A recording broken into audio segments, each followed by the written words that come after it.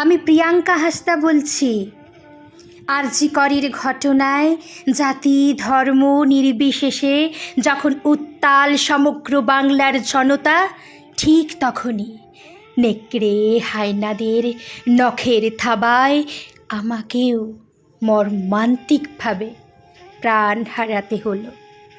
মৌমিতার মতো আমিও বাঁচতে চেয়ে চিৎকার করে কেঁদেছিলাম, বাঁচাও বাঁচাও বলে।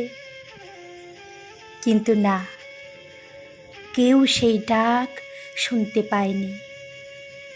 নিশিরাতের হাওয়াও স্তব্ধ ছিল সেদিন। কারোর দরজায় গিয়ে পৌঁছে দেয়নি আমার মৃত্যু যন্ত্রণার গোঙানি।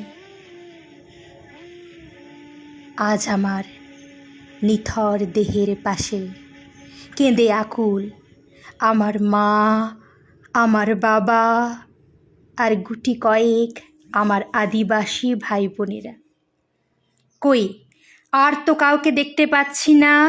পথে নেমে কাউকে চিৎকার করে বলতে শুনছি না, fight for Priyanka, we stand for justice, we want justice. না, কাউকেই দেখছি না, কানে কিছুই তো শুনতে পাচ্ছি না। জনতার বিচারও কি তবে জাত পাত ও ধনী দরিদ্রের নিগড়ে বাঁধা? মানবিকতাও কি জাতের চালুনিতে গিয়ে আটকে যায়? তাই শত শত প্রিয়াঙ্কারা লাশ ঘরেও কেঁদে মরি, মাথা ঠুকে মরি বিচারের আশায় আজও।